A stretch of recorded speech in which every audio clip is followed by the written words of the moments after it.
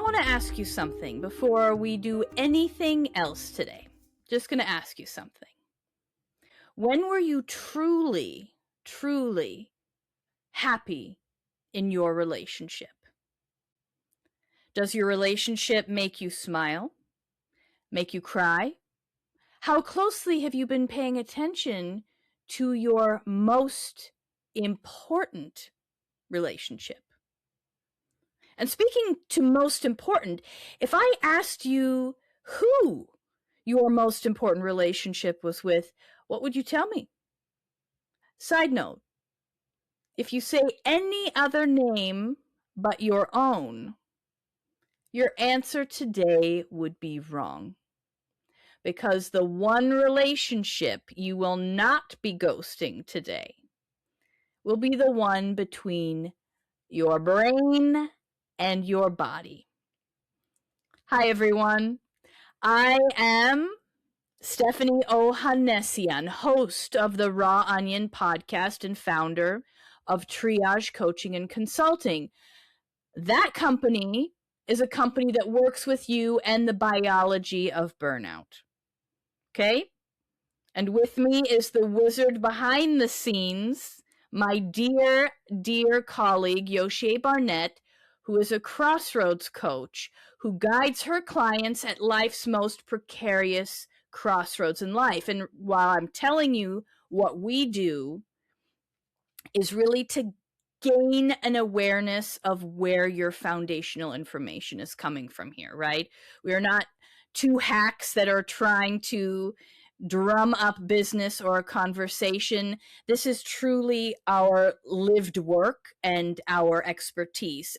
So when we bring on guests, we're really trying to highlight the different fields of work that we do, that we are also able to really bring something of value to the table for you.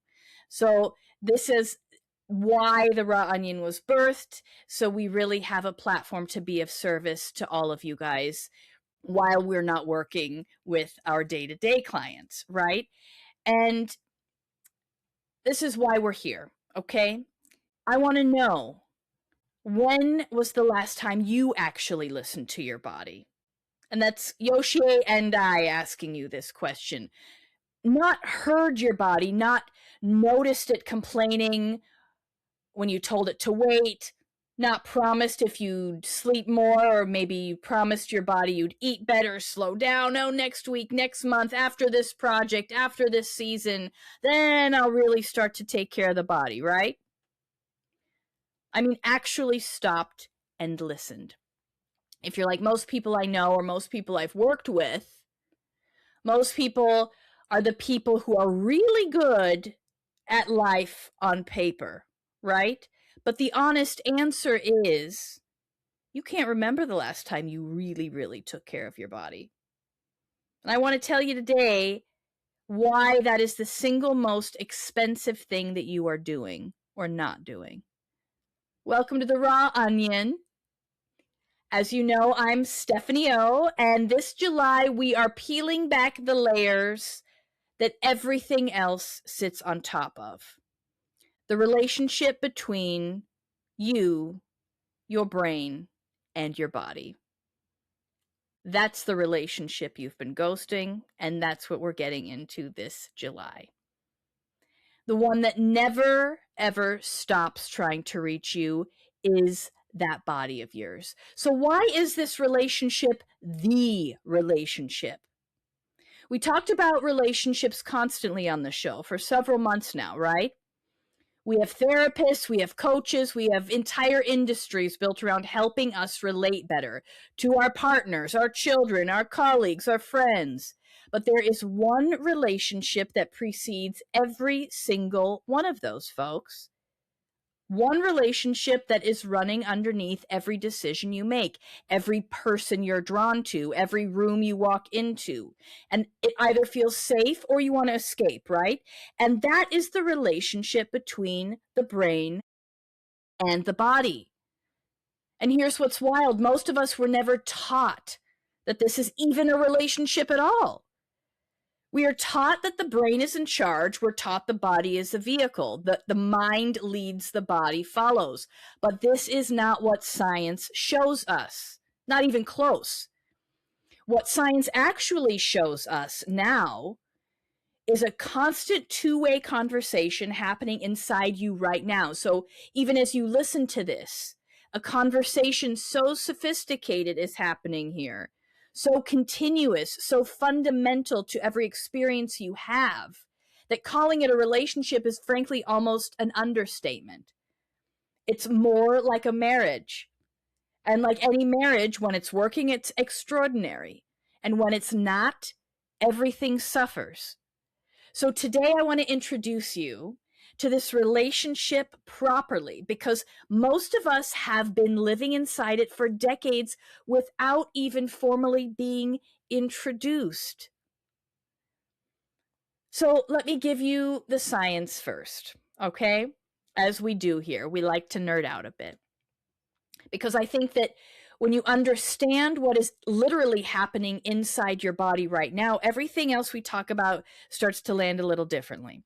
Your brain and your body are in constant communication through a network of systems. Your nervous system, your endocrine system, your immune system, all of them talking to each other simultaneously, all the time, at a speed and complexity that makes the internet, frankly, look like the Postal Service, okay? The primary highway of this communication is one of my favorite nerves, the vagus nerve. And the vagus nerve is the longest nerve in the human body, and it runs from your brain stem all the way down through your heart, your lungs, your digestive system. And here's the thing that changes everything when you really hear it. 80% of the information traveling on the vagus nerve is going from the body up to the brain. Not the brain telling the body what to do. It's the body reporting to the brain, okay? So everything that you had once thought, flip it on its head, 80%. Which means your body is not a passive vehicle waiting for instruction. Your body is an active, constant, highly sophisticated source of intelligence, sending information to your brain about your environment, your safety, your relationships, your energy, your truth, before your conscious mind has even processed a single thought. This is why you can walk into a room and feel something is wrong before you can even explain why. Or this is why you can meet someone for the first time and immediately feel at ease or immediately feel at guard. Kind of like, ooh, the vibe is off with this one, right? You know. This is why you can sit in a meeting and you know in your gut and your chest that something is being said that isn't true before logic even catches up. You know. That's the body. That's the vagus nerve at work. Your body knew first. Your body always knows first. And most of us spend our entire lives reorganizing or trying to override that signal, taking ourselves out of it, being logical about it, right? Deciding that our body is being too dramatic. No, never talk to your body that way. Your body is not drama. Your body's telling you the truth. So here's the body's 3 channels, okay? And we're setting ourselves up for a real month of learning this connection. But here's that piece of science that I want you to carry with you, because it will explain so much about how you respond to the life the way you do, to your life the way you do. Dr. Stephen Porges, he's a neuroscience at the University of North Carolina. And he developed, and many of you might have heard this before, but it is a theory called the polyvagal theory. And in simple terms, what it tells us is this: your nervous system is not just on or off. It's not just stressed or relaxed. It operates across 3 distinct states. You are in one of these states at every moment of your life, okay? The first state is what Porges calls the ventral vagal state. This is your green light, When you're here, you feel safe, you feel connected, you're in a ventral vagal state. I'm present, I'm open, I can think clearly, you can be creative, genuinely intimate with another person. That means your ventral vagal is on green. The second state is your sympathetic activation. This is your yellow light, fight or flight. When a threat is detected, real or perceived, your body mobilizes, heart rate increases, breath shallows. Blood moves into your extremities. You are preparing to fight or run. This state was designed for short bursts. It was not designed for chronic overload. This is why I talk a lot about burnout, right?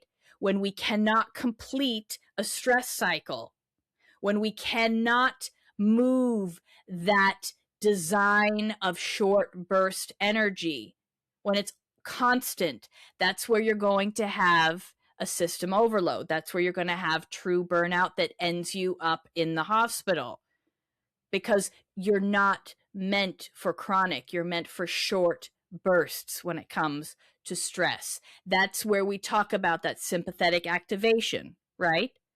That's your yellow light phase. So most of us are living in yellow. That's the problem, guys, right?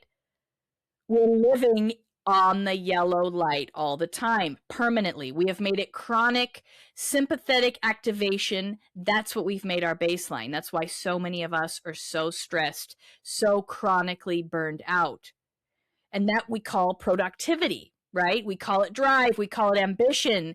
And our bodies are paying an extraordinary price because we're operating on autopilot behavioral systems that are not meant to be on permanently. Right? Third state, dorsal vagal. This is your red light. Shut down, collapse, freeze. Houston, we've got a problem, right? This is the threat feels unsurvivable red light kind of system activation. When fight or flight failed and it's not even an option, your nervous system does something ancient and primal. It goes offline altogether. You go numb, you disassociate, you go through the motions, you're physically present and emotionally absent. Some kind of description of depression or laziness or not caring, and that is all wrong. It is a shutdown. So give yourself some grace when that happens. You're learning to listen to your body. That's what I'm asking you to do today, right? So it's your nervous system, folks, that is doing the most intelligent thing it knows how to do when it believes that there's no other option. So now here's why this matters, and it matters for the relationship we're talking about today. Brain body. The brain cannot accurately assess reality from yellow or red light. So your perception of yourself, of others, of possibility, of safety, all of it is filtered through whichever of these three states your nervous system is currently running, which means if you want to make better decisions, build better relationships, or lead more effectively, the most important work you can do is not think differently, it's regulate differently, or regulate, period. Come back to green. Get the green light on, and then think. Now, I want to talk to you about something that I think will land very personally for a lot of you. Going back to brain-body relationship, why do we gravitate towards people that we don't really know much about? Why do we keep finding ourselves in the same relationships, the same workplaces, the same dynamics? Why are we almost like a hamster wheel? Does the person who is never truly seen keep finding themselves invisible? Why does the high achiever keep finding environments that demand everything and give back nothing, right? The answer lives in the conversation between you, your brain, and your body, because the brain, specifically the limbic system, that's the emotional brain. It's the pattern recognition machine. Its primary job is prediction, not what is healthy, what's familiar, right? Familiar feels like a safe nervous system even when it isn't. That's why when we get drawn to people that feel like home, even when home was complicated, the nervous system doesn't evaluate the person based on their qualities. It evaluates them based on whether they match your own pattern. Might be a toxic relationship, but it's what you recognize. That's why when I say go back to the green light, I'm telling you, take a minute, take a breath, regulate yourself, because every decision that you make when you're not aligning your brain or body, you're taking a huge gamble that it might not be a great decision because you're operating on fear. And this is where the conversation goes somewhere most people have never even thought about taking it. And I want to take you there carefully because what I'm about to share is not a metaphor. It's peer-reviewed science, and it will change how you understand yourself and everyone around you. We know now through the field of epigenetics that stress is not just a personal experience. It's heritable. That means you inherit it. Let me say that again because I want it to land fully. The stress responses running in your body and your brain right now, the way your nervous system lights up in certain situations, the pattern of vigilance, the pattern of collapse, of overperformance, of invisibility, right? Of working twice as hard for half the recognition and calling it professionalism. You know it's not, you know it's killing you. And some of those responses were not formed by your life experiences. They were formed before you were even formed. Here's the science underneath that, and this is why the brain-body relationship is so critical. This is why it is life or death, guys. No other relationship matters aside from this. If you don't master this, forget the rest. But your DNA, your genetic blueprint, we know that doesn't change, right? What does change is when your genes get expressed and how loudly. This is controlled by something called the epigenome. We're going to nerd out a little bit here. But chemical markers that sit on top of your DNA, kind of like dimmer switches on a light, right? Those turning genes up or down in response to the environment or experiences. So basically, you inherit a bunch of stuff, you inherit a bunch of traits, but that epigenome part of you, it's the dimmer switch, it's the volume. And so let's say your grandmother, your great-grandmother, whomever, had a necessary trait that they had to elicit to live. It's still in you. And so when you get triggered, when you do not have that real knowledge between what your brain and your body is doing, you don't know how to dim that volume of those automatic stressors that are coming and really wreaking havoc on your decision making, because those aren't even your traits. Does that make sense? So if you're not aligned with that brain or body, you are not even aware of how to turn that volume down. You don't even know how to say, hey, thanks. I know you survived with this behavior. I don't need it anymore.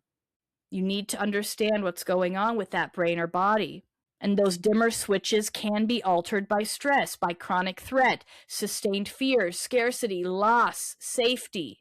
And they can be passed on through the next generation. So one of the most cited studies in this field comes from Emory University. So researchers basically, this is a great example, conditioned mice to fear the smell of cherry blossoms by pairing it with a mild shock. The mice developed a fear response. Then those mice had offspring. Those offspring who had never smelled cherry blossom, never experienced a shock, showed the same responses. 2 generations of fear passed biologically without a single shared experience to explain it. Mind-body relationship. In humans, studies of Holocaust survivors' descendants showed measurably different cortisol profiles. stress hormone signatures, right? In the children and grandchildren of survivors, not because of what they personally experienced, because what the lineage survived, what the brain and body survived. It's fascinating stuff. So now let me bring this out of the lab and into your actual life, not because this is where it gets personal, but because we need to understand this. Think about the professional who is extraordinary at their job, genuinely gifted, prepared, still feels a wave of dread every time the senior leader calls, and maybe let's just say has an unexpected meeting planned, right? The stomach drops out. Not nervousness, not dread, not physical, immediate. It's disproportionate because that mind-body is out of alignment. They've done the therapy, they've read the books, they know logically there's nothing to fear, and yet the body sounds the alarm before the mind can intervene because they have not been talking to each other before. It's not a confidence problem. This may be a nervous system that was pre-calibrated by the parent, by the grandparent, by the entire lineage to treat authority as threat. Because for that generation that wired it, authority genuinely was a threat.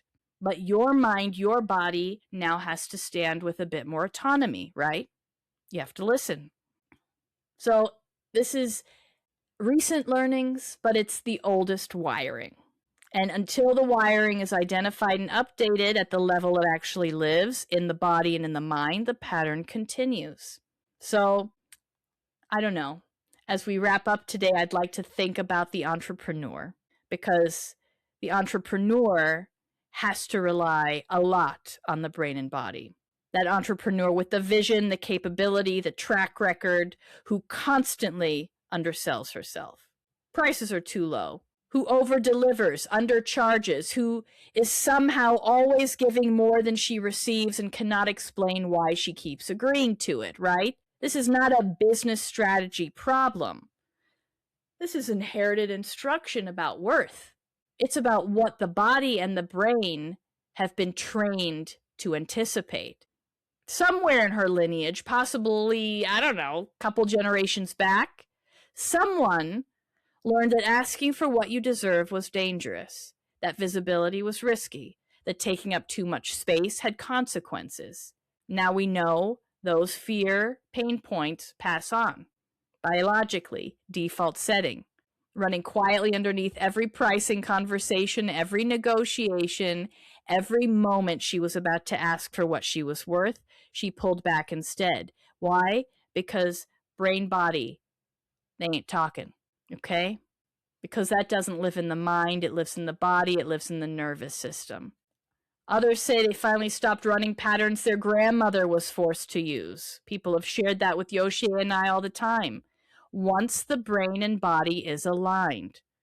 One of our clients said she has a whole new arsenal of emotions because for the first time she got to choose her emotions. Her emotions then set the stage for how her body felt, how she felt in her body, and ultimately that affected her perspective in how her brain saw the rest of the world. You see how cyclical this all is. So how do we begin to listen? And we're going to set this up for a month's worth of beautiful education and a few incredible guests that we have lined up. But how we begin, right? How do we begin to actually hear this conversation that's been happening inside of us? Some of it for generations. That we've been too busy, too logical, or too conditioned to tune into. I want to give you 3 things you can do today. Not next week, today. First is what we call the 60-second body check. At some point today, before you open your laptop, before you go into a morning meeting, before you scroll, before you respond to anything, just stop. Put one hand on your chest, take one breath. Ask you and your body 3 questions. That's it. 1, where am I holding tension right now? 2, what is the quality of my energy? Not my mood, my energy. And lastly, is there anything in my body that it's been maybe trying to tell me something that I've been too busy or too loud to hear? Stop and listen. And you're not looking for dramatic answers, you're just beginning to listen. That practice alone, done consistently, begins to rebuild that relationship. Think of it as a traffic light, right? Green, I'm present, open, I like myself. Yellow, I feel reactive, rushed, a little defensive or defended. 3, I'm red, I feel flat, numb, going through the motions. Brain, body, total strangers. Start noticing which light you're running on at different points in the day. Not to fix it immediately, right? Just to see it. Because you cannot change what you cannot first observe. Okay? Now, this is July on the raw onion. We're going deep into relationship issues between your brain and your body. The science of it, the inheritance of it, the crossroads in understanding when you're there and what to do about it, that healing of it, the liberation of it. We're going deep. Over the next 4 episodes, we're going to peel back those layers that everything else on your life has built around or has been built around. Over the next 4 episodes, you're going to see the truth, and I want to leave this with you today. You can optimize everything on the outside, your career, your relationship, your home, your image, your strategy. But if your relationship between that brain and body is fractured, if you are living in your head while your body holds decades of unheard signals, you will always feel like something is missing, because something is missing. The most whole, most free, most powerful version of you is not a future goal. It is what becomes available when you stop ghosting the relationship that has been trying to reach you your entire life. This is the raw onion. We're just getting started. Join Yoshie and I this month in July, and I guarantee you, your relationship status will have improved from a situationship to full-on, endearing, committed, passionate love affair between your head and your heart. Let's begin. Thank you so much, and welcome to July's series.